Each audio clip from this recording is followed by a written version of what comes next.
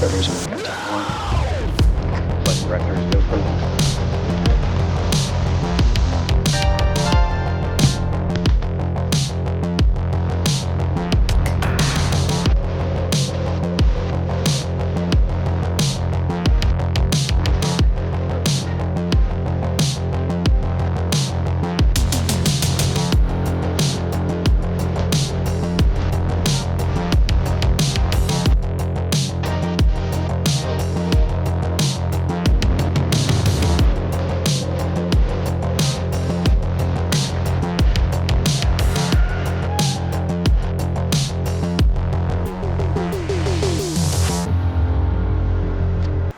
Hello everyone and welcome to Starbase, Texas for the 11th flight test of the world's largest and most powerful reusable rocket, Starship. Today's flight marks our second reuse of a super heavy booster and what's expected to be the final launch of our second generation vehicle. I'm Amanda Lee, a build reliability engineer here at SpaceX. And I'm Jake Berkowitz, a lead propulsion engineer on our SpaceX Raptor team. Today we're coming to you live from Star Factory, just under 2 miles away from the rocket on the pad. Right outside on the lawn, the crowd is starting to gather, and after liftoff, we expect that crowd to head back in to watch the rest of the launch with us and have a party. And right behind us are 3 generations of Raptor engines, the third of which we're looking to debut on the next generation of Starship. And we'll talk a little bit more about that upgraded rocket later in the program. Yeah, and if you watched Flight 10, you'll know it was a really, really good day for Starship. All objectives were met, and we got tons of great data to learn from. And today, we're looking to build on the success of that flight. Yeah, that's right. Like in Flight 10, we're again planning to deploy Starlink simulator satellites as well as test the limits of ship's heat shield during re-entry. A controlled descent, flip maneuver, and soft splash in the Indian Ocean are also planned for ship. And hopefully, our recovery team will be able to deliver some more of those amazing views that we got back on Flight 10. Yeah, those views are just awesome. Another crazy thing, and for those of you keeping track, today actually marks the 1-year anniversary of our historic first ever booster catch. That was Booster 12. And even though we're not attempting a catch today, every time we launch a Starship, it's a big day. All right, so everyone buckle up because maximum excitement is guaranteed. All right.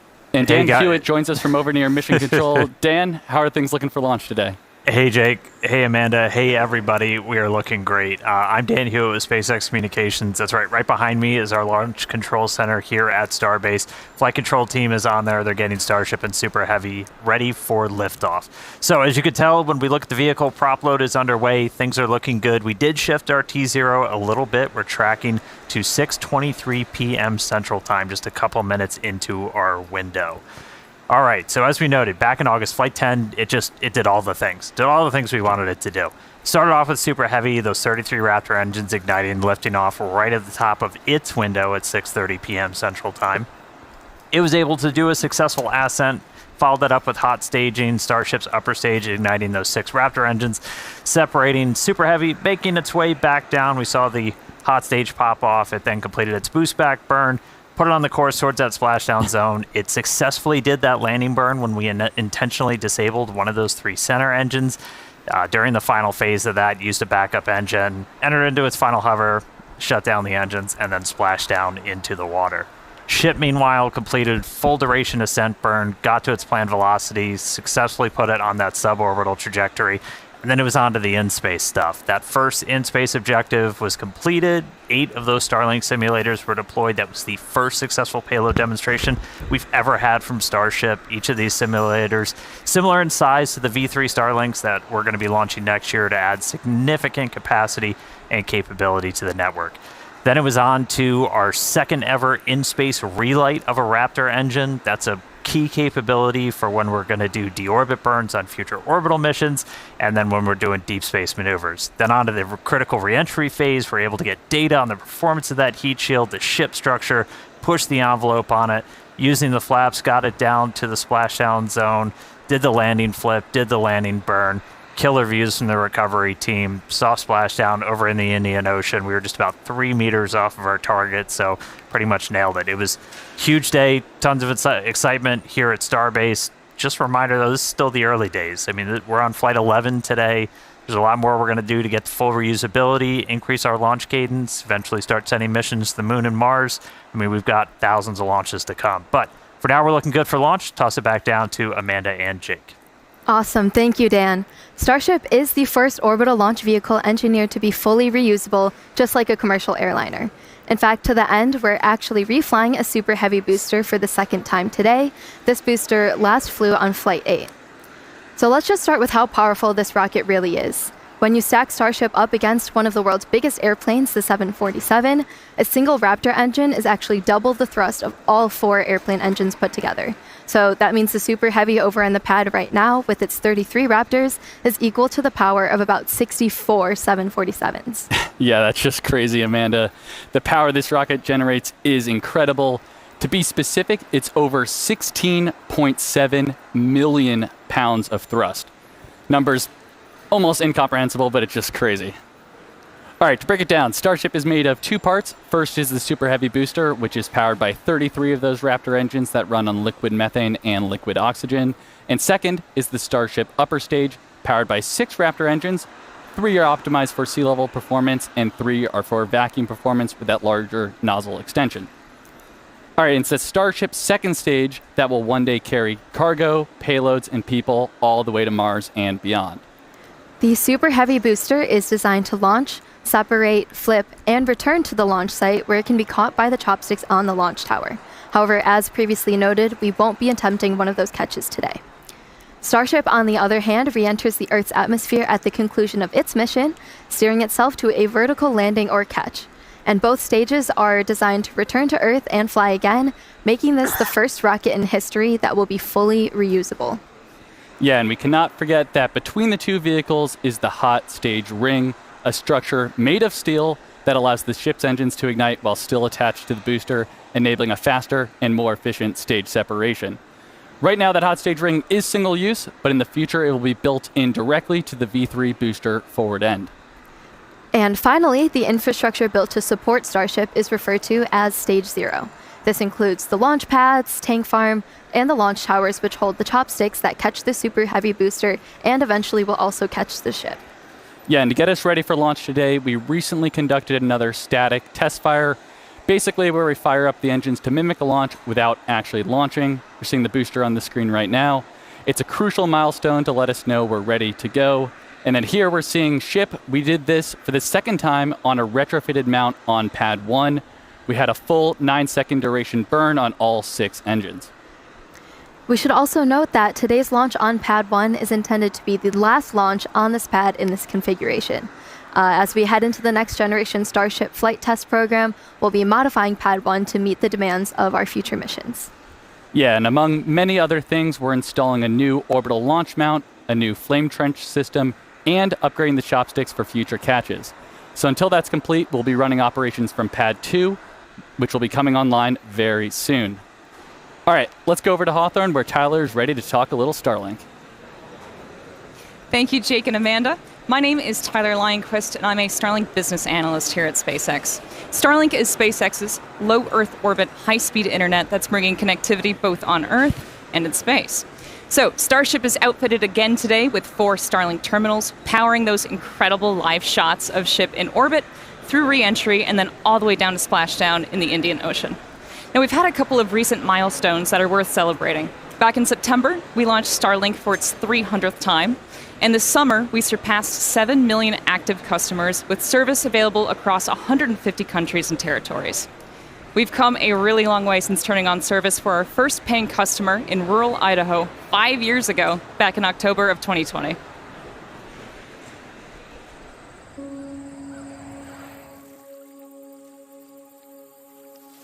Maples are looking beautiful.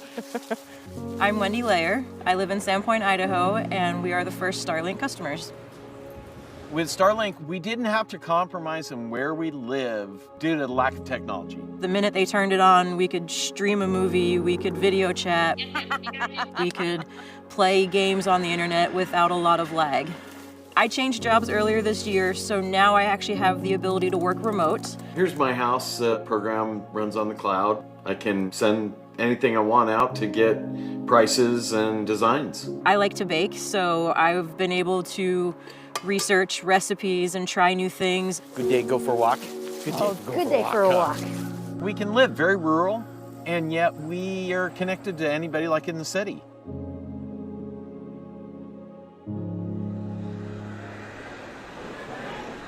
And I'm happy to report that Wendy and Sean are still Starlink customers today. So in just over 5 years, we've added dedicated services for aviation, maritime, RVs and rail, and have expanded our emergency response capabilities. We've activated high-quality internet for millions of people, including those that live in some of the most remote places on Earth. Starlink is enabling rural school districts, counties, and tribal governments to offer online access to education, telemedicine, and many other critical services, in some cases for the first time ever. And yet, a third of the planet continues to go without access to reliable high-speed internet, so there's a lot more work for us to do. But Starlink was designed from the very beginning to meet these needs. And as each new version of Starlink comes online, the constellation's capacity and performance increases significantly.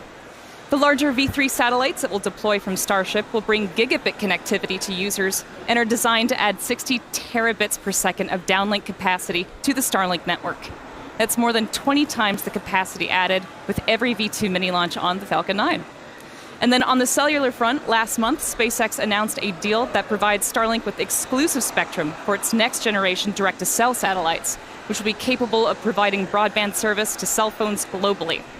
Starlink is the largest 4G coverage provider on Earth. Over 7 million people across 5 continents already rely on Starlink to connect their LTE phones to data, voice, video, and messaging, where terrestrial service is unavailable. So we're excited to have the opportunity to help close those coverage gaps and ultimately eliminate mobile dead zones around the world. So yeah, there's a lot happening with Starlink, and there's a lot more to come. So let's head back to Amanda and Jake at Starbase to take us through today's flight profile. Thank you so much, Tyler. So today's flow profile, we're looking to get our second re-entry with this iteration of ship. And prior to every launch, we work closely with the FAA and international air traffic organizations to efficiently and safely integrate launch and re-entry operations into the airspace. And we've got a special guest here. Today. We're live. What's up, guys? How's it going? Good to see you, boss. Hi. Hey. How's work going? Good. We're live right now. What the? Yeah. Getting ready for Flight 11. How are you feeling for it? Good. This is the first time that I'm going to be actually outside standing and watching the rocket. Because normally I'm in mission control and stuff. Okay. Yeah. But now I'll be standing out in the garden there. Okay. So Awesome. it's really going to be much more visceral. Yeah. You're gonna feel Great it. place It's to gonna watch. be. It's gonna be. It's gonna be awesome. When it's filming? We'll be in here this time, but usually we're out there watching. Yeah. All right, sounds good. Good All right, luck later. and have fun. Have fun. All right, so that was an exciting cameo there. But yeah, starting with liftoff, we'll get into the flight profile here. Super Heavy will ignite 33 engines, 24 of which are flight proven today. We'll power through ascent ahead of hot stage separation, where booster will shut down all but 3 engines. Stage 2 lights as Raptor engines while still attached to Super Heavy. That is what we call hot stage separation. We'll see a directional booster flip and engine relight for boostback. And we'll be intentionally headed to a splashdown in the Gulf with a V3 style landing burn demonstration today. Meanwhile, ship will continue with its ascent burn to a suborbital trajectory, where it will attempt to deploy 8 Starlink simulator satellites. And we're also planning to relight a single Raptor engine. Then it's time for a re-entry, where we're once again testing the limits of Starship's heat shield by intentionally removing tiles. The ship will also perform a pretty dynamic banking maneuver that mimics the path of a return to launch site for catch that will fly on a future mission. And if all that goes as planned, we'll conclude the test with a landing flip, burn, and soft water splashdown in the Indian Ocean. So definitely another action-packed flight profile, Dan. This is planned to be the final launch of this version of Starship, version number 2. Right now, we're actively building multiple next-generation V3 Starship and Super Heavy vehicles in the factory, kind of right behind us, so let's take a minute and nerd out a little bit. All right, those are going to be launching from Pad 2, which is nearing completion down here at Starbase. Both the pad and the vehicles are going to roll in really significant changes. This is building on everything we've learned from all of these flight tests to make a vehicle that we're looking to mass produce. Starting with the Starship upper stage, which is going to look pretty similar on the outside, but it's getting pretty much a complete overhaul under the hood. We're getting major design changes to its propulsion system that's going to accommodate that new version of Raptor, which puts out higher thrust. We're also getting an energy storage upgrades, tons of avionics changes, a lot of things that will enable longer duration missions. One notable thing you'll start seeing on the outside are these new docking adapters, which we'll use when we bring two starships together for propellant transfer. That's a core capability of Starship that we're going to demonstrate next year. Bottom line, though, this is the Starship we're planning to use for all of our next major milestones, orbital missions, return to launch site and catch, reuse, propellant transfer, and then making our way to the moon and Mars. Now, Super Heavy, we've shown some of this off, some of this hardware already coming out of the factory. It has upgrades like this, a redesigned fuel transfer tube. That thing's roughly the same size as the first stage of a Falcon 9 rocket. That channels all that cryogenic fuel down to Super Heavy's 33 engines. We made it bigger. It's basically a rocket inside of our rocket that gives us a faster, more reliable flip and simultaneous engine startup. New booster also going to have an integrated hot stage, a lot more vent area, and it's designed to be fully reusable. Pressure from those engine plumes gets vented out, mostly offset just by the pressure in the fuel tank. That is the top of the fuel tank. And then we add a non-structural layer of steel on the top that helps take all the heating. It's mapped to where all the high heating goes. Grid fins also getting a big change, going from 4 down to 3. They're 50% larger, though, much higher strength. They're also going to get used for vehicle lift and catch. That's all made possible. There's a new catch point addition on those grid fins. We've also kind of reclocked their position on the booster. That aligns them with the catch arms. Yeah, we got it right in the middle there. All right, and then powering it all, Raptor 3. Looks radically different, just straight up radical. Tons of major changes. It's coming in higher thrust, dramatic reduction in parts, tons of control mechanisms moved inside. Our McGregor teams built some additional stands like this one, which essentially is the bottom of a Super Heavy booster, lets us do gimbal or steering tests. So that's been really exciting to see. We've also been getting vacuum versions of Raptor 3 into test. The first flight engines are already in production and are about to start acceptance testing for Flight 12. So a lot of exciting changes coming, and we're getting ready to mass produce everything, including one of the really key contributors to that rapid reusability, the heat shield tiles. Let's jump over to Tyler real quick in Hawthorne, who's got a really cool look at what's happening with tiles in Florida. Thank you, Dan. Indeed, Starship's heat shield is the linchpin to full and rapid reusability. We can't launch, land, refuel, and launch again if we have to spend months refurbishing the heat shield after every launch, like they did in the Space Shuttle program. So, in a future where Starship is flying several times a day, many, many thousands of heat shield tiles will be required. So yeah, we need to get cooking on those tiles, which is exactly what's happening inside the fully automated bakery down at the Cape. In just 3 years, tile production at the bakery has surpassed the total number of tiles produced during the 30 years of the shuttle program. To go from the raw material to a finished tile, it takes about 40 hours. And today, the bakery is producing about 1,000 tiles a day. But it's set up to produce enough tiles for 10 ships per month, which is about 7,000 tiles a day, or a tile off the line every 13 seconds. So yeah, the bakery is well on its way to providing Starship with all the tiles for missions to Mars and beyond. And for today's flight, we've made a modification to the heat shield tiles. Dan, do you mind filling us in on what's being referred to as the crunch wrap tile? Absolutely. I always love to get to do a little show and tell. So we've got thousands of these heat shield tiles covering Starship. Now they're kind of all next to each other. There's a small gap in between all of them. You got to leave a little bit of space as that metal underneath will expand and contract. That way they don't crunch into each other and start breaking. However, that lets some of that plasma kind of seep through, and we see really high heating on the sides and then down on the metal. To help fix that, we have this, the crunch wrap that everyone has heard about. So we take essentially that's called Vulcan felt that we then wrap around. And so as these tiles are next to each other, you've got a small bit in between that's going to help offset that heating. It's just one of the ways we're continuing to iterate on this heat shield, getting towards rapid reusability. Hopefully it's going to help Starship live Moss. You know, everything is just going to get us to that end state of a fully and rapidly reusable vehicle. So pretty much the entire vehicle has those on it today. We've done this on multiple Starships previously, but this time pretty much the whole vehicle has it. So that was special for today. All right, enough heat shield tiles. Let's go quick check-in on the pad. So If you did notice, we did shift our T0 just a little bit. We're now counting down to 6:23 and 41 seconds Central Time. We shifted a little bit as we were working to finish clearing the range. We are monitoring sea and airspace, both here over the Gulf and in our splashdown location over on the Indian Ocean. We were working with the FAA, a lot of other international agencies to coordinate all of this. Good news, range is currently green. We're able to get everything out of the way that we were tracking in the Gulf. So weather status, I don't even really need to do. Not a cloud in the sky, beautiful day, no probability of violation for launch at this point. We're not currently tracking any issues on the vehicle or the pad. You can see our fill levels are getting up there. We're almost completely done with our propellant loading. We've gone through all of our checkouts so far this morning, aligning our guidance, navigation, and control system, getting the vehicles ready for prop load, the farm. Everything has gone pretty smoothly so far.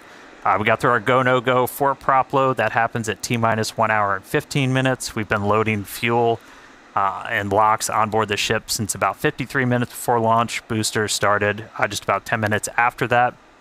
We continue loading prop until just around 3 minutes before liftoff. And then at that point, we'll be ready to go. So bottom line at the moment, we're looking real good. Again, 6:23 and 41 seconds Central Time is our target T0. So we're going to keep counting down. Sounds like great news so far. Thank you, Dan. And we do say it repeatedly because it's important to understand, but these flight tests are all about the data. Data helps us build and fly faster until we're eventually ready to fly people and cargo at scale to Mars. That is our foundational mission and basically just the major inspiration for our work here every day. Yeah, that's exactly right, Amanda. And our first missions to the Red Planet are just down the road, and we recently shared some exciting news. Starship cargo flights to the Martian surface for research, development, and exploratory missions begin in 2030, and we already have our first customer. Yeah, exactly. Starship is open for business, and one of the first payloads will be provided by the Italian Space Agency. They recently signed a first-of-its-kind agreement to carry Italian experiments on the initial Starship missions that deliver customer payloads to Mars.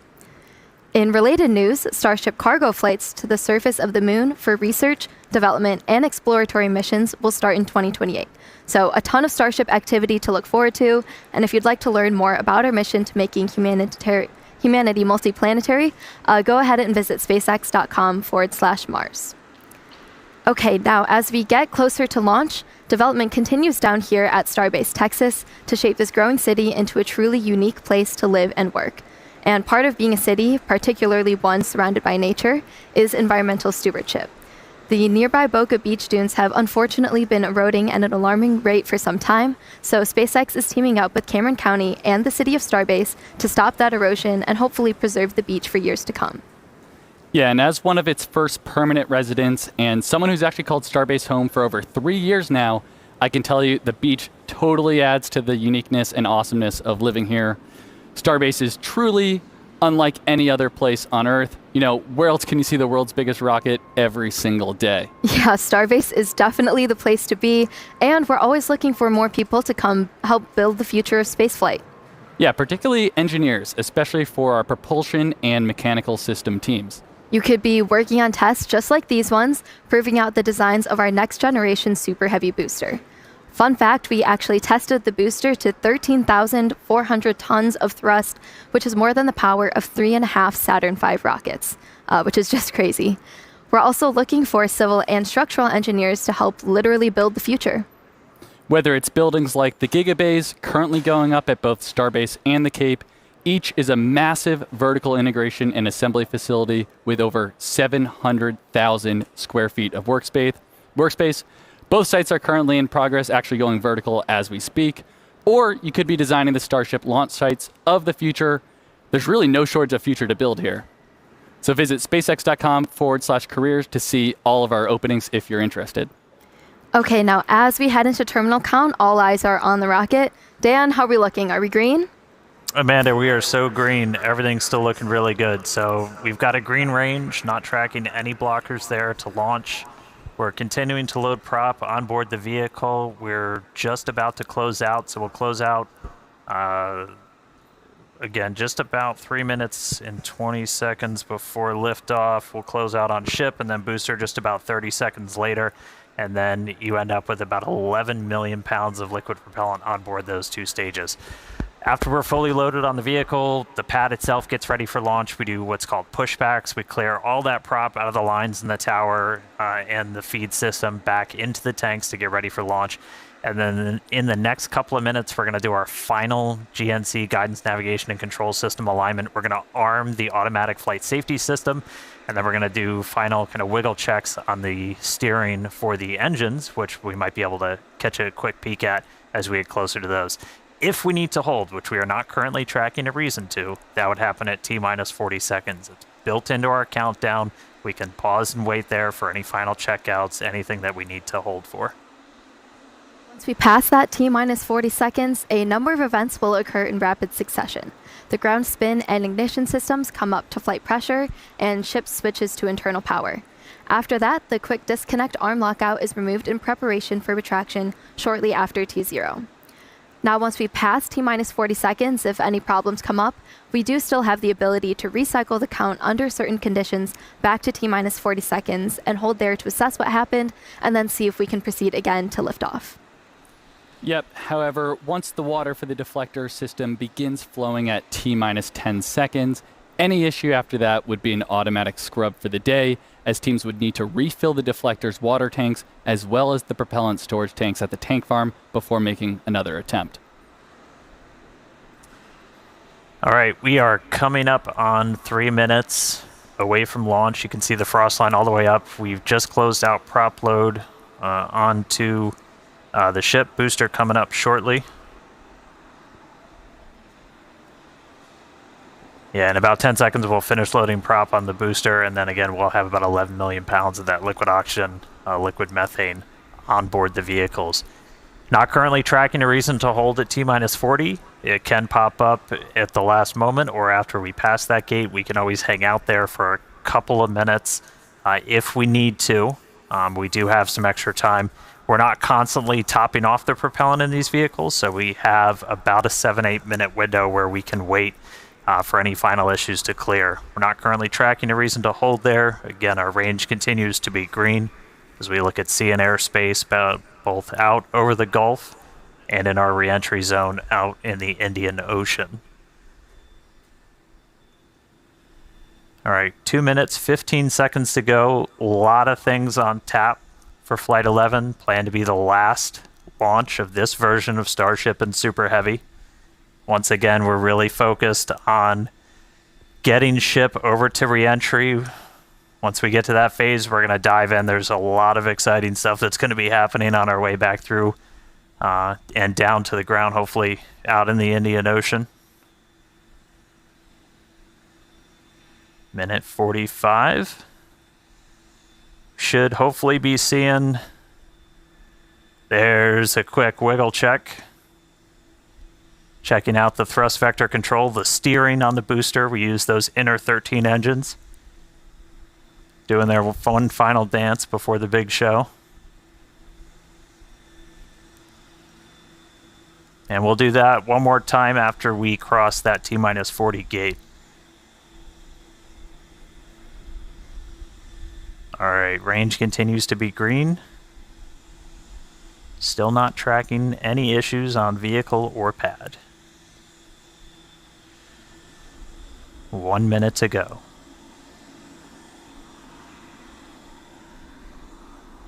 As a reminder, we can hold at T-minus 40. We're not planning to.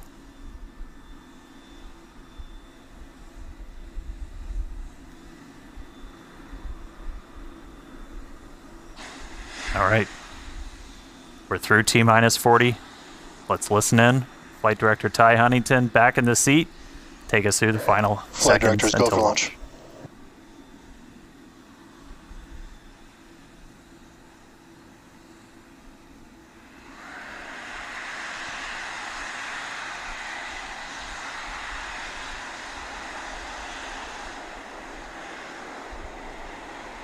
T-minus 10, 9, 8, 7, 6, 5, 4, 3, 2, 1.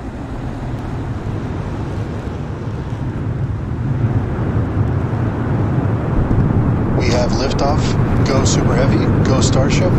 Thanks for all the historic flights, Pad 1.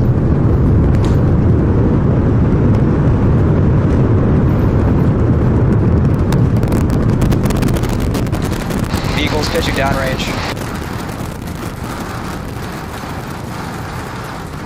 Booster Raptor chamber pressure nominal.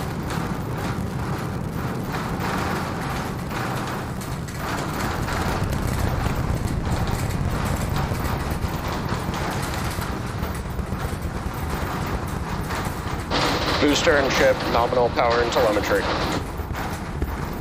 All right, we are about 45 seconds into flight. We're still getting the rattle here at Star Factory. We are seeing 33 out of 33 Raptor engines lit on Super Heavy as it arcs across the Gulf. Coming up next on Max Q.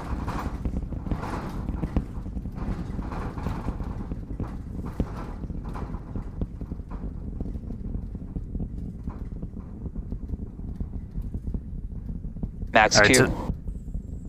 So at this point, we've passed through that period of maximum aerodynamic pressure. The next thing we're looking forward to is going to be hot staging. So we've got 33 out of 33 Raptors lit. Super Heavy makes its way uphill. Hot staging is going to be coming up in just a little over a minute. At that point, we're going to see all but 3 of those Raptor engines on Super Heavy shut down. Our version of MECO. Most engines cut off instead of main engine. And then after that, we're going to release the clamps that are currently holding Starship to that hot stage adapter. It's then going to ignite its 6 Raptor engines to push it away from Super Heavy and then start making its flight uphill. So in about 30 seconds, we're going to see the engines start to shut down on Super Heavy. You'll see them kind of shut off in separate banks until we've just got those 3 center engines that never stop running for this process, and then looking for 6 ship Raptors. All right. MECO coming up in about 10 seconds.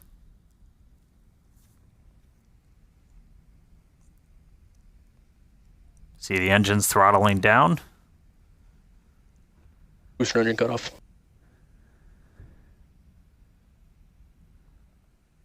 Ship ignition.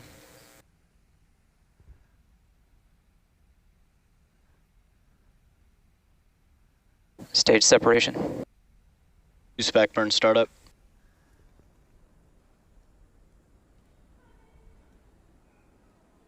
All right, successful hot staging maneuver. So we've got 12 of the 13 engines lit back up on boosters, so it's doing its boost back. Real excitingly, though, we've got 6 out of 6 Raptors lit on ship there, so it's now going to continue to make its ascent into outer space. Meanwhile, this boost back is happening. We're using those 13 engines, so everything, well, 12 out of the 13, and then we go down to 3, and then we're going to shut down for the end of boost back. That's sending Super Heavy back towards its planned splashdown zone in the Gulf. Right after we finish this boost back burn, we're also going to separate the hot stage. This will be the final time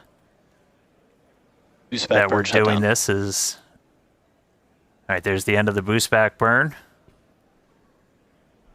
We should be seeing the hot stage. There.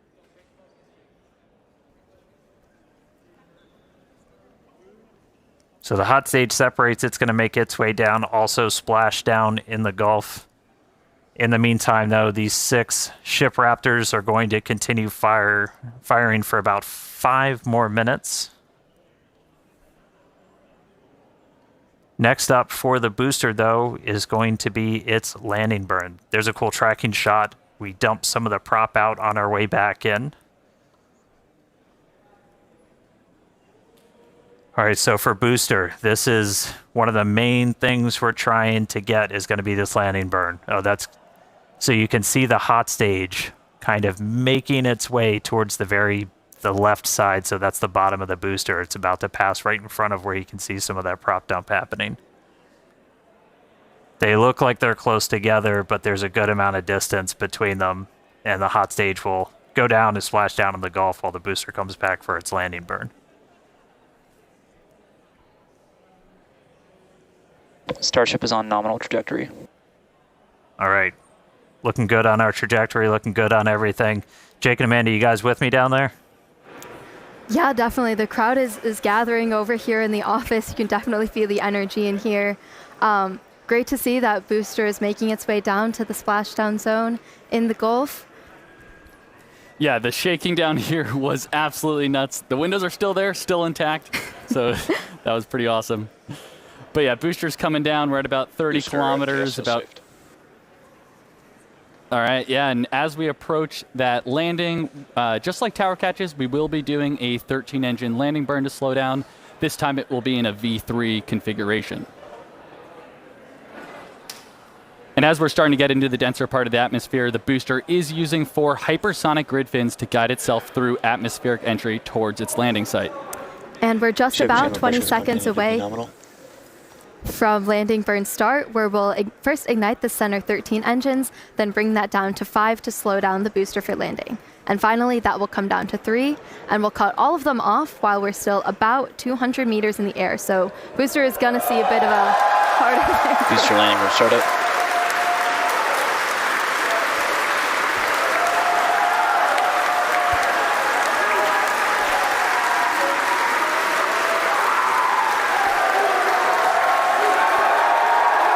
Booster landing burn shutdown. And there we heard it, booster landing burn shutdown. We saw a 13 to 5 to 3 V3 demonstration, and into the water we go. Wow, that was absolutely awesome. If you can even hear us right now, congrats to the whole SpaceX team. So far, so good for today. That was incredible. All right, great stuff, guys. I'm jealous of the crowd. All right, back to ship. Ship's still making its way. We've got a little under 2 minutes left in this ascent burn, so we've got all 6 Raptor engines still firing. So the next major milestone we're going to be looking for is CECO. That's our second stage engine cutoff. That's should be coming right at about 8 minutes and 58 seconds into flight, so we've got about 1:20 still to go. Really cool to see booster go through that landing burn. That was one of our really key demonstrations we wanted to try and do today. That's mimicking what we're going to be hopefully doing. Oh, we just got our sonic boom, sounds like, from the booster coming back. All right, less than a minute to go. So we are going to see the 3 RVACs, the vacuum optimized engines, shut down first, and then we'll shut down those 3 center engines. So we should be a little under a minute until CECO. Just a reminder, this is putting us into a suborbital trajectory, so we're intentionally just going slow enough that we're not going to achieve full orbit. This puts us on a course where those engines shut off, and no matter what, we're coming back. Starship is in terminal guidance. In the Indian Ocean. All right, terminal guidance. So we should start seeing the shutdowns come up in just a couple seconds. Less than 30 seconds to go in this ship ascent burn.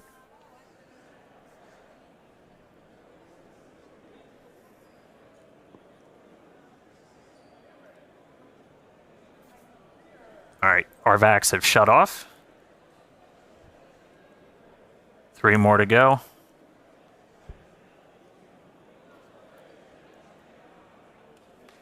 Ship engine cutoff.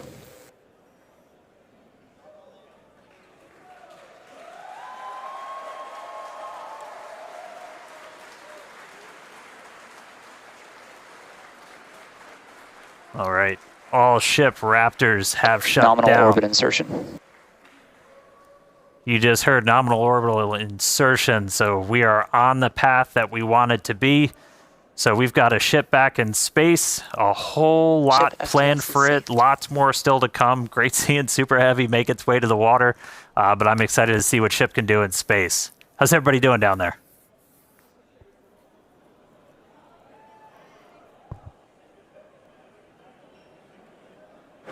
Yeah, if you could hear the crowd behind us this whole time, people are definitely happy with how the day's been panning out so far. Definitely exciting to see Starship safely in space, and super pumped to see all the team's hard work in action here today.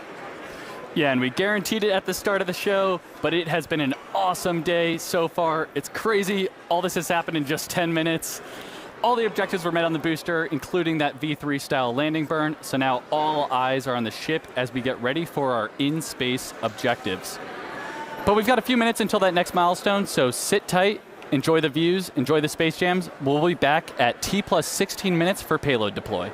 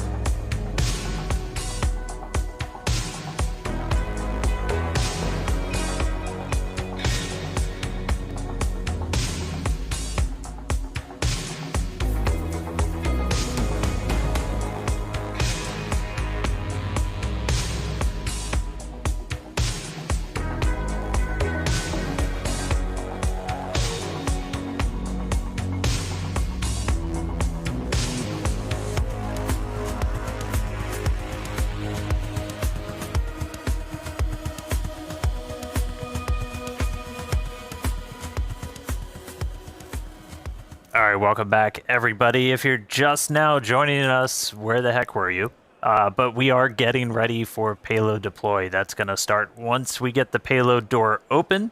That should be happening, or at least starting, within the next minute or so. It's been a really cool flight so far. Quick look inside the payload. We've got 8 Starlink simulators getting ready to make their way into outer space.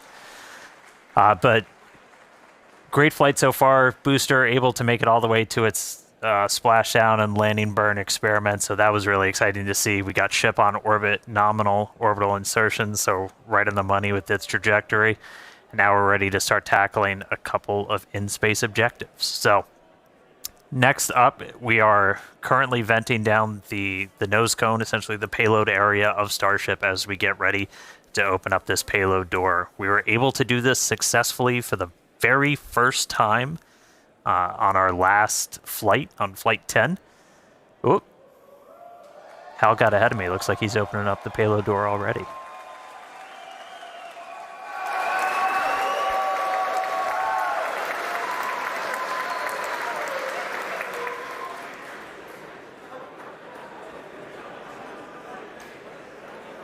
All right, looks like we got the door open.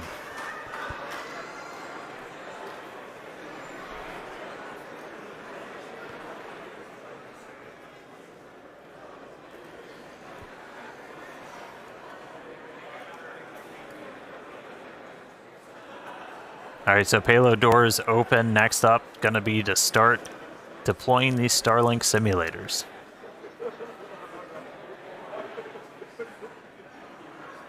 They are roughly the same size as the V3 Starlink satellites that Starship's going to be carrying. That's going to add some pretty crazy capacity. We'll run through the numbers in a little bit.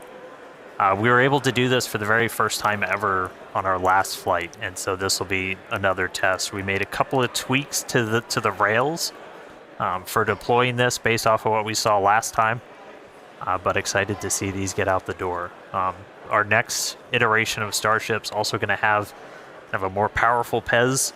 It's going to deploy these at a little bit faster speed, but looking to see our next demonstration of this hopefully in the next couple of seconds. We should start seeing them move out the door.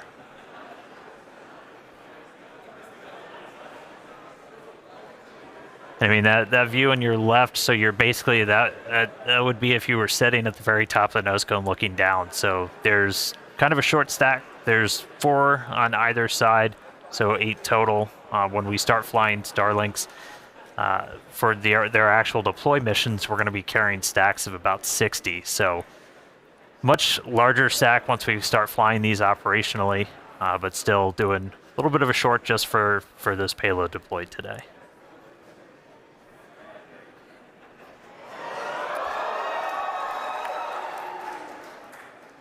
Looks like we got a little bit of movement there, Dan.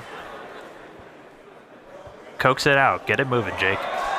There we go. All right, first one going out.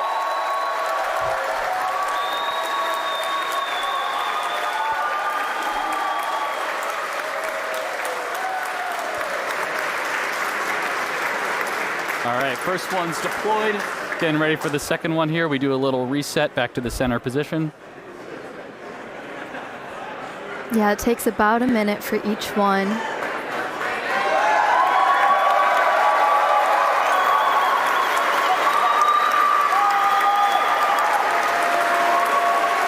Looks real smooth too. They made a couple of tweaks to those rails. If you watched the last ones, it had a couple of bumps on the way out, but moving out super clean this time. Yeah, and as noted earlier in the show, but definitely worth repeating, Starship will deploy Starlink's more advanced V3 satellites, adding 60 terabits per second of capacity to the network per launch. So that's 20 times more than each Falcon 9 launch does today. Just incredible.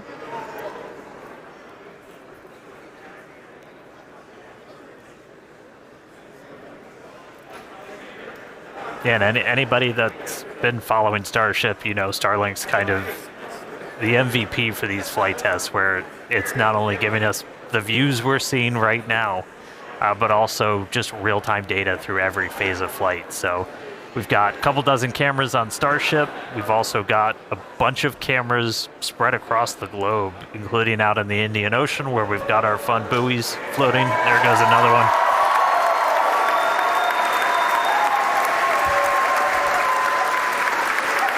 And I mean, we're using Starlink to bring all of this together. It's our drone shots you see here from our great team down here at Starbase, all connected. So Starlink not only giving us cool views off the planet, but also on the planet, help bring everybody along for all these Starship flights.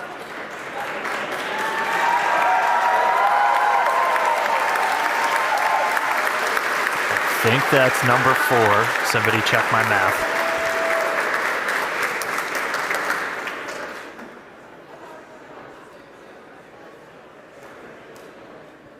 Okay, we've got 4 Starlink terminals on the outside of Starship. He uses that to talk to the constellation. And through that, we actually get about 120 megabits of bandwidth for our downlink. That's our real-time HD video, all of our telemetry. So it's not just kind of giving us these cool views inside, but it's giving all that engineering data in real time, including re-entry, when normally a plasma layer builds up and blocks you out. Starlink, powerful enough of a frequency that we're able to kind of punch through that and still get that live view.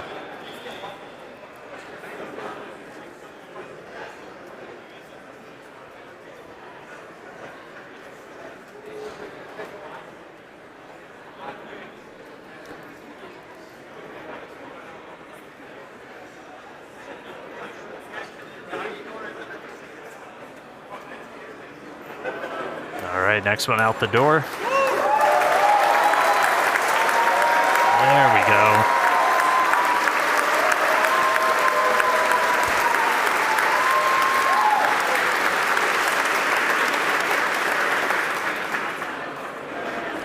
All right, yeah, Starlink is the world's largest satellite constellation operating in low Earth orbit to deliver high-speed, low-latency broadband internet. This provides internet access to people around the world, many of who have never had connectivity before. Oh.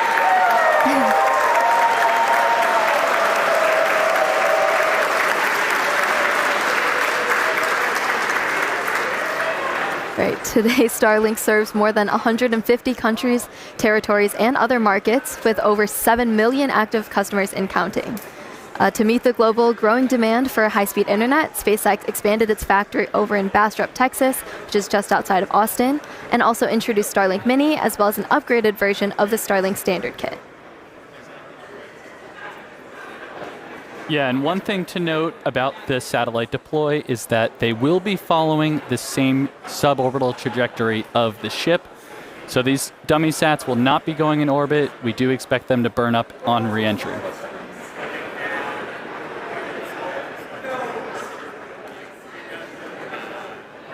All right, couple more to go. I promise one of these days we'll deploy in daylight. But we're basically trading deploy in the dark so we get those re-entry views for the daytime.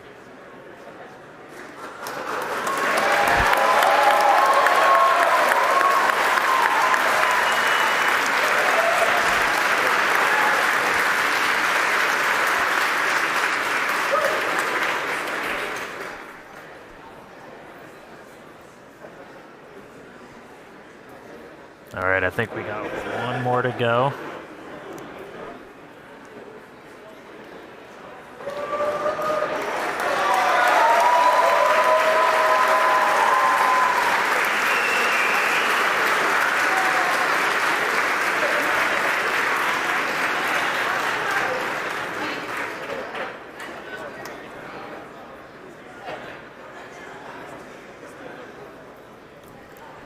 All right, now with payload deploy complete, Starship will now close its payload door and continue to coast around Earth to the Indian Ocean.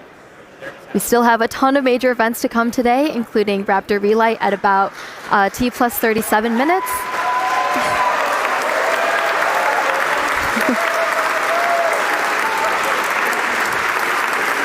That will be followed by atmospheric reentry and splashdown.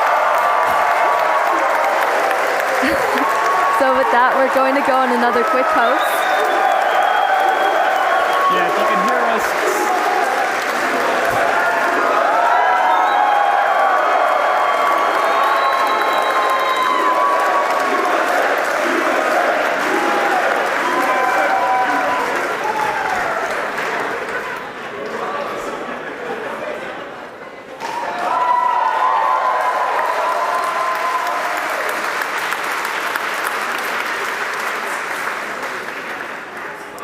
All right, with that payload door closed, we're going to sit tight, enjoy the views, and enjoy the space jams. Again, we'll be back in just a few minutes for Raptor relight, and then head back for reentry.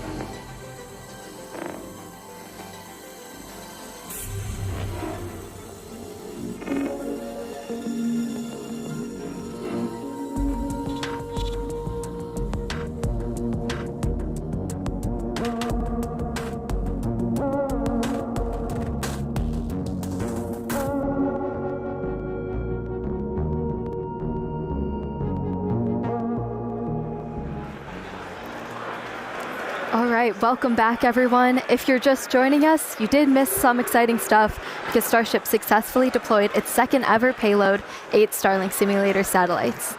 And now we're expecting the relight of a single sea-level Raptor engine in space coming up here just after T plus 37 minutes. So about a minute left to go. Yep, just a little while. I think we're tracking to 37 in around 49 seconds or so.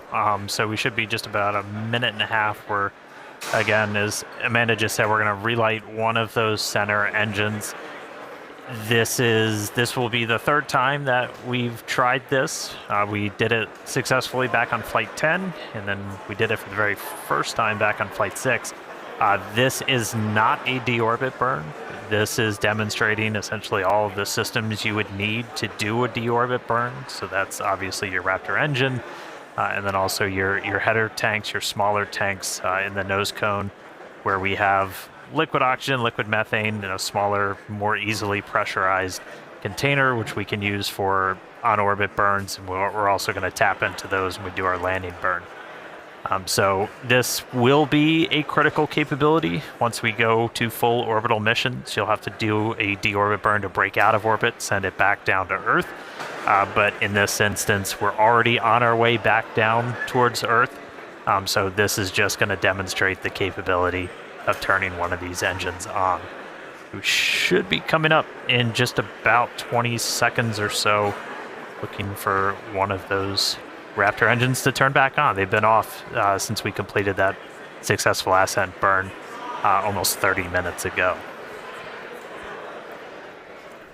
Here we go. Oh, Raptor ignition. And shutdown. All right, there was that Raptor relight. Looks like engine 3 full duration. As Dan mentioned, that's a third attempt, and we just did it 3 times in a row. So congrats to the team, the ship team, Raptor team. And then there we heard nominal second orbital insertion. All right, so congrats everyone on the milestone. That was awesome to see. We're 3 for 3. We're going to take another break, and we'll be back for re-entry at about T plus 45 minutes. We'll see you soon.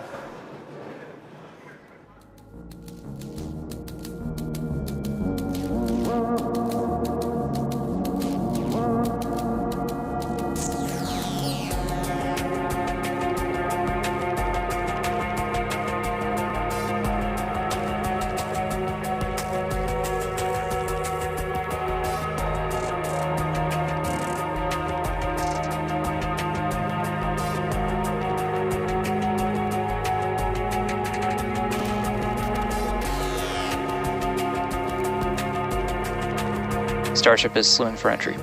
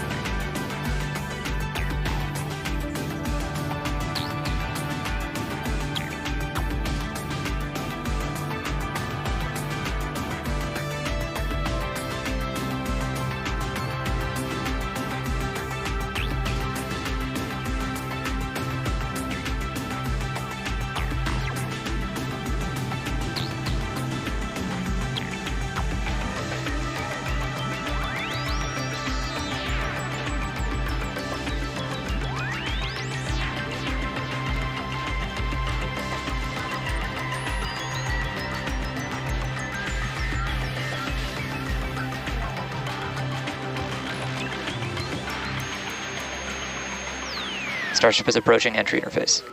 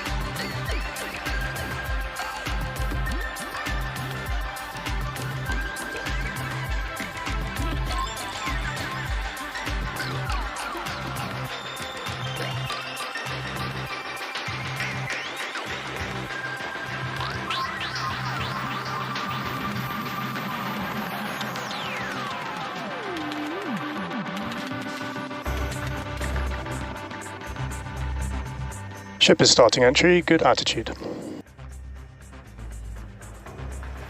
All right, welcome back, everyone. The ship is currently re-entering Earth's atmosphere. As a reminder, we don't plan to recover the spacecraft today, but rapid and reliable reusability is the ultimate goal. Yeah, the light show has already begun. You can see plasma starting to build on the windward side of the rocket there. And, re-entry is a critical phase of flight, and we need information on how the ship systems perform.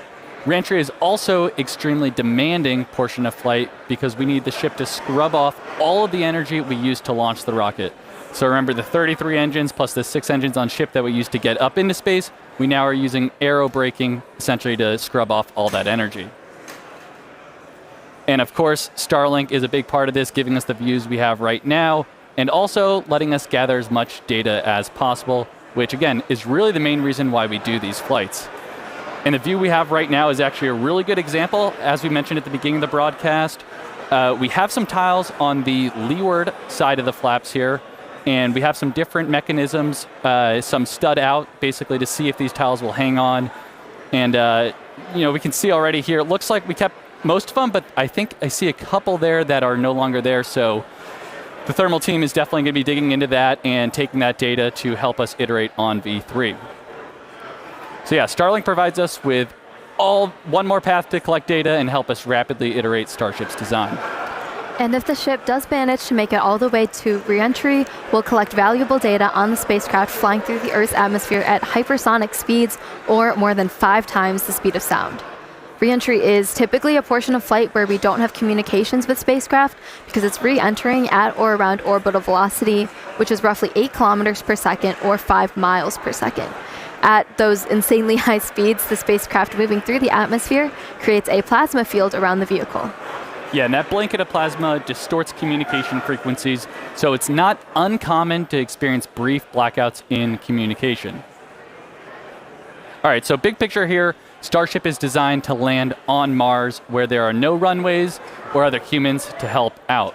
So that means we need to do a propulsive landing instead of a more traditional means like parachutes, which is what our Dragon spacecraft uses, or a runway like the Space Shuttle. Propulsive landing enables more rapid reusability. Now, as the ship makes its way back to Earth, we should start hearing some callouts. When we hear entry max heating and entry max Q, that means the ship has made it through the maximum heating and aerodynamic loads it will experience as it returns. So if it makes it through all of those, that's a pretty good sign that we're doing well. Yeah, and we heard flaps have control of the vehicle now. Okay, there's a great shot there. You're starting to see the plasma build up.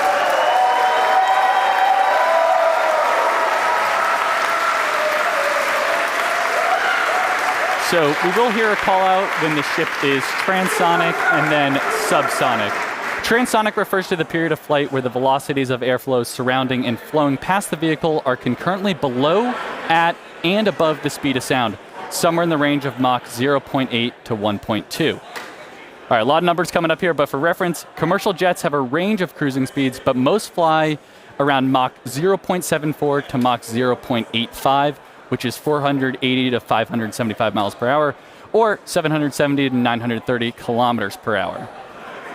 Right now, we're going a little over 26,000 kilometers per hour. So compare that to the airplane at 930. It's like pretty crazy how fast we're going here. All right, and after we hear the call out that Starship is transonic, we should hear the call out that Starship is subsonic. Subsonic, of course, refers to the speed that is much less than the speed of sound. So at that point, the ship's velocity will be starting to slow down, and we'll be looking a little bit more like some of our suborbital flights from, at this point, almost 5 years ago. Yeah, so re-entry so far is looking pretty good. You can see that plasma field. Also, again, with those missing tile experiments, especially, we're putting the ship through a lot today, but things are looking pretty good so far. Yeah, we're looking good. I do want to remind people that we are pushing ship to the limits. We've done a lot of these missing tile tests. We did it back on Flight 10. Every time we do it, we throw something new and the ship makes it through. This time, we're really pushing it. We've removed these tiles in some of the spots that see the highest level of heating. And we remove tiles that have zero backup protection underneath. So there's essentially just bare steel. It's one of the heat of re-entry. And so do not be surprised if this is not a very smooth flight on the way down. But again, this is intentional. We are trying to find what are the limits for a ship. How resilient are we to these different issues that could pop up? If we lose a tile anywhere in the vehicle, we want to know what that ultimate impact is going to be. So we've got a couple missing. We had a bunch pulled over the primary fuel, the LOX tanks, everything. This one, we've got a tile missing right on top. So that's going to see some of the highest temperatures during this re-entry, and there's just bare steel right underneath it. So we're going to see if Starship's robust enough to pull through that. Also have some tiles missing around the aft flaps, specifically on the leading edge. So again, we're getting a really good look right at the leading edge. That's getting really intense heating. So again, gonna see if it can make it through. See if all the flaps hold on, see if Starship holds together. But definitely could be a bumpy ride, but this is why we're flying. This is why we're flying in this part of the world. This is why we're putting Starship through these flight tests to really understand what its limits are.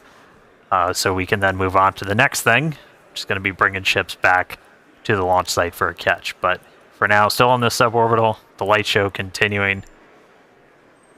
Keep following it in. I think we got about 15 minutes until splashdown. Yeah, Dan, it looks, you can see our speed our speed indicator in the bottom left there. It looks like we're starting to scrub off velocity a little bit quicker. Ship is entering the peak heating phase of flight.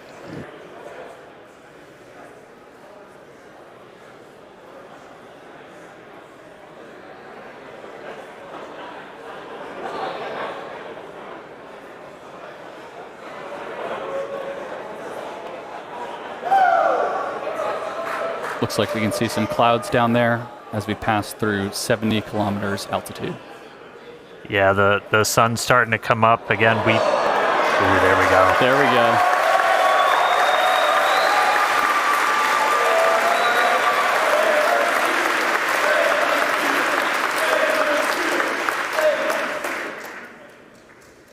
Skirt is intact so far this time. If you watched Flight 10, you saw we entered with a little bit missing. That was ultimately traced to a little bit of buildup. We dumped prop on the way. We had a little bit of solid propellant buildup, and then either static discharge or the plasma ignited it, took out a tiny bit of that skirt, some of the aft flaps, but Starship, again, was able to fight through it, make it all the way to that landing burn.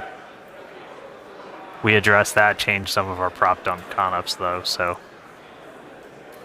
should not be seeing that this time around.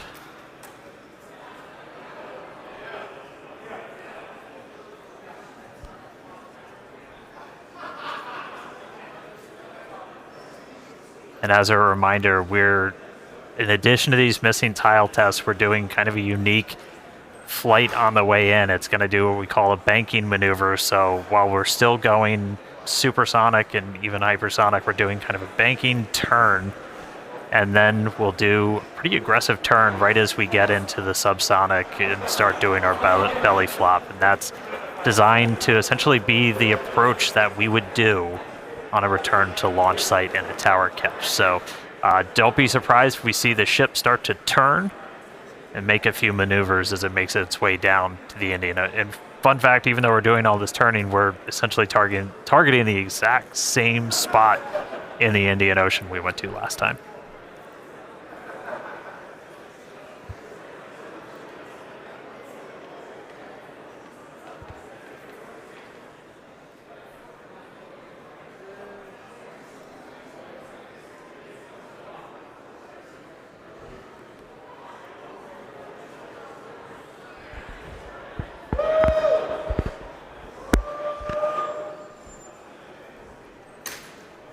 All right, just about 12 minutes to go.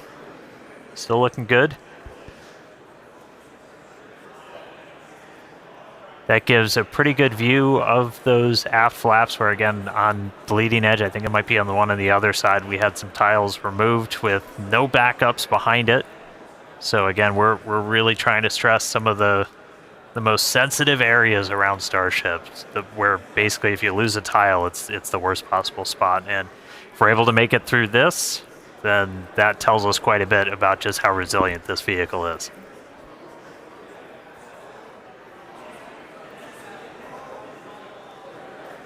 Yeah, and that shot we just had earlier was looking at what we call the business end of Starship with all the Raptor engines. And those are the engines that we're going to be expecting to light for that flip and landing burn, hopefully in about 10 minutes once we get through reentry. Yeah, there we go.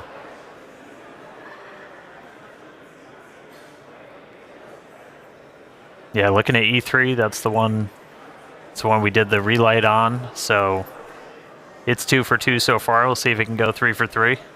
Yeah.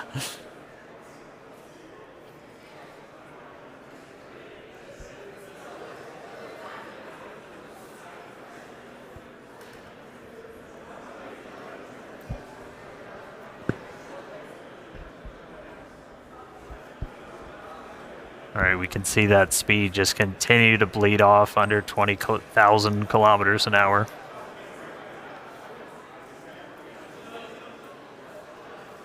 Ship's still holding together. Yeah, and if you look in the bottom right, looks like we've made it all the way to the Indian Ocean. We're coming up kind of near Australia, the west side of Australia there, so pretty crazy. We're only 56 minutes in, and we've made it all the way, halfway around the world.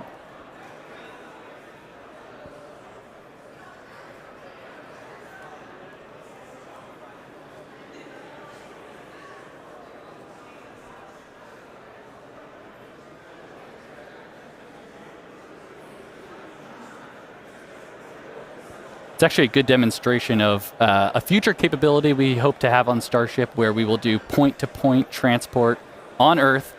So essentially travel anywhere in the world in about an hour or so, which is going to be pretty crazy. Imagine going from New York to Sydney in 1 hour instead of the 20 hours it takes currently.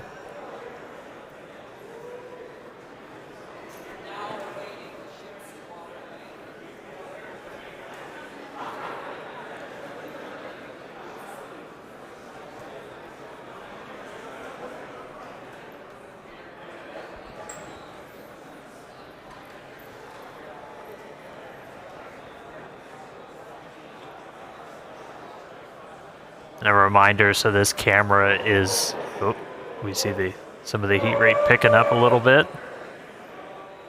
And this camera is embedded right in the end of one of those forward flaps, so you see it moving around. That's the flap adjusting to maintain control. Looks like we're getting into our bank maneuver.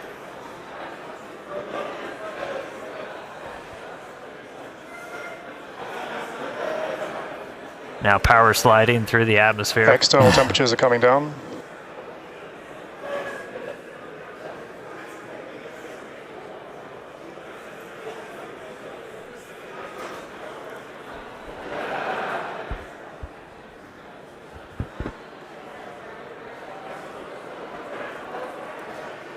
Vehicle is now at maximum dynamic pressure.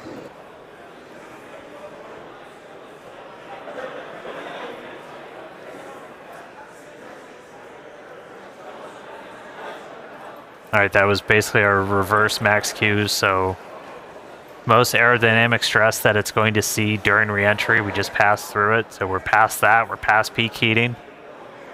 Ship's still holding together. So we're currently in this bank maneuver. We're gonna see it kind of roll over and do a pretty significant shift as we get down closer to the subsonic speeds.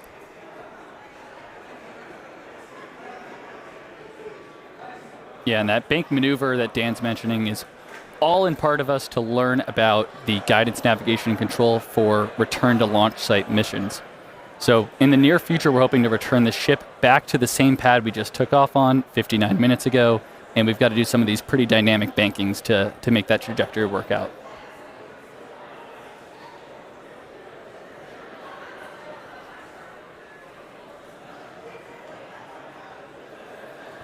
All right, the light show kind of calming down as we're starting to move into the lower parts of the atmosphere. We should hit transonic, so hitting that transition between moving faster than the speed of sound and below the speed of sound in just about 3.5 minutes. Our landing burn should happen right around an hour and 6 minutes after launch, so we should be just about 6 minutes away from that. You can see lots of daylight. Everybody cross your fingers, see if our range team was able to get out there and provide any surprise views as Starship makes its way down. Oh, it's like they heard me.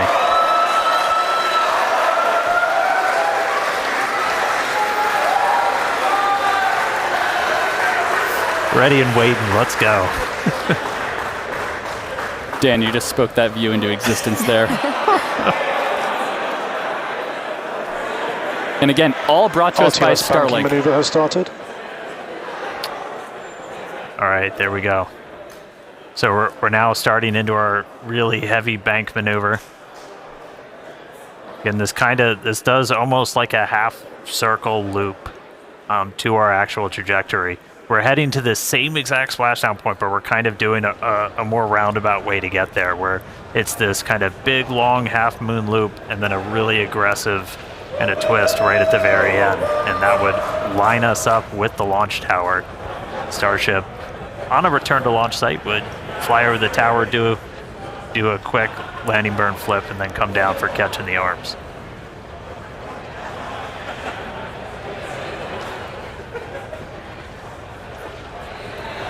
How about that S38 decal there, staying strong on that view we just had? Good to see the numbers back on. Yeah. All right, should be hitting transonic in about 2.5 minutes. Landing flip coming up in about 4. Pretty clouds there in the Indian Ocean today. Again, yeah, we changed our launch times. We launch in the evening now, so we get these daytime views down in the Indian Ocean. One of the things we're really looking for, the reason we have the drone, other than, yeah, that looks really cool, is we're able to kind of see the ship. We can only see so much from these cameras. You can't see like the vast majority of the heat shield. So we throw these buoys out there. We've got there's... You spoke it again, Dan. There it is. They're playing with me in the control room. All right. But we have these buoys out there. We have these drones that we're trying to see externally how the heat shield held up. Everybody saw from Flight 10 it had a little bit of a paint job, a little bit of a reddish hue. That was from those metallic tiles that we had tested, kind of oxidizing really rapidly in that plasma and then spreading those little oxide particles all over the heat shield. No metal tiles on this flight, so not expecting to see that. Dynamic pressure is coming down.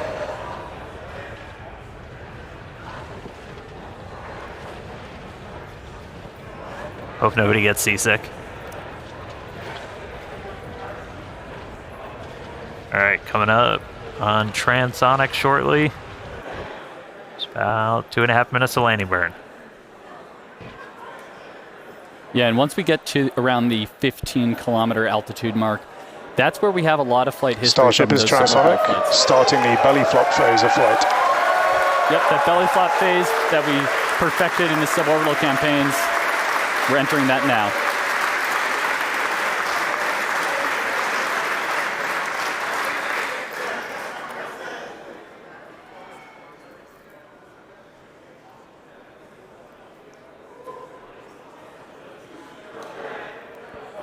Right, starting to get those Raptors ready. Should be 2 minutes away from landing burn. Again, we're going to do a flip. After we ignite those engines, we'll go from 3 down to 2 for the final phase of the landing burn and look for another soft splashdown, hopefully by our buoy and drone, which are hanging out, ready and waiting for a ship.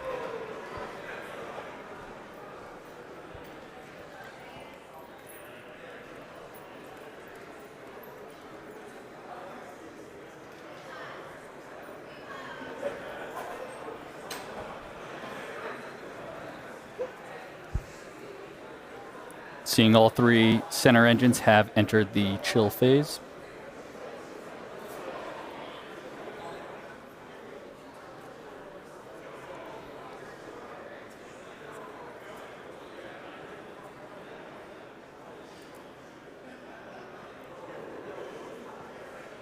All right, less than a minute to go. The ship is making its turn for final approach. And here's this kind of aggressive final turn that would essentially position it so it's right behind the launch and catch tower.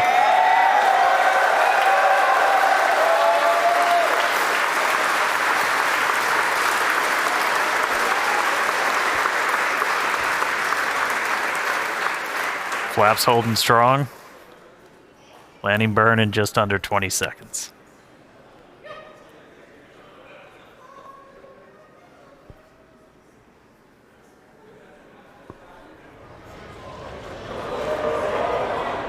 Ship landing startup.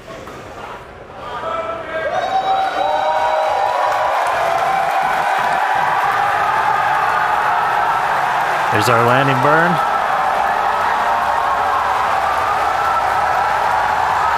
Three down to 2. Starship has landed.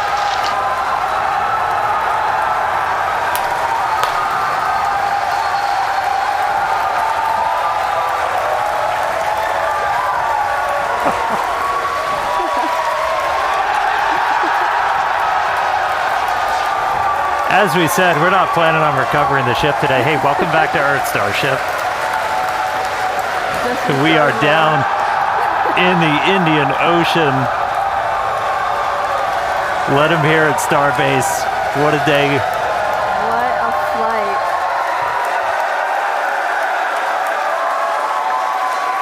Oh. All right. Welcome back to Earth ship. What a day. A whole lot more to go through. As you just saw, everybody here at Starbase pretty hyped. Hey, Tyler, out of Hawthorne, how's everybody holding up?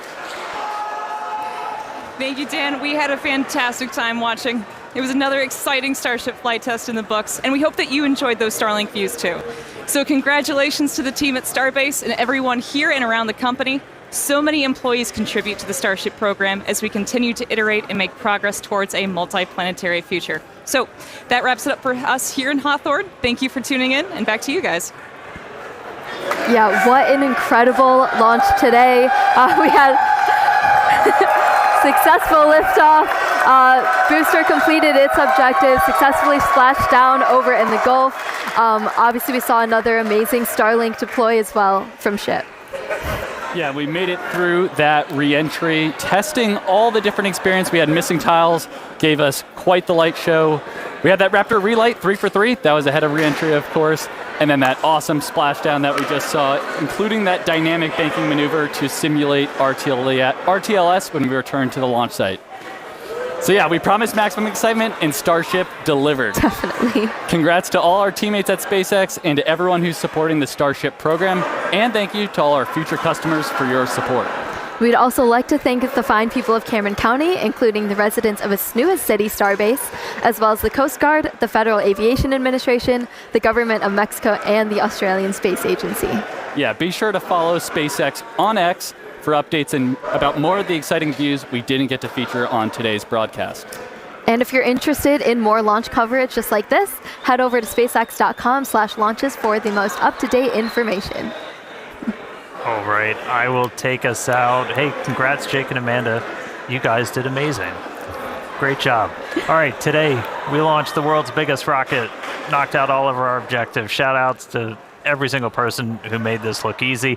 Thank you to everybody tuning in. We're going to see you back here for the very first flight of our next generation Starship. So we'll see you then. Good night.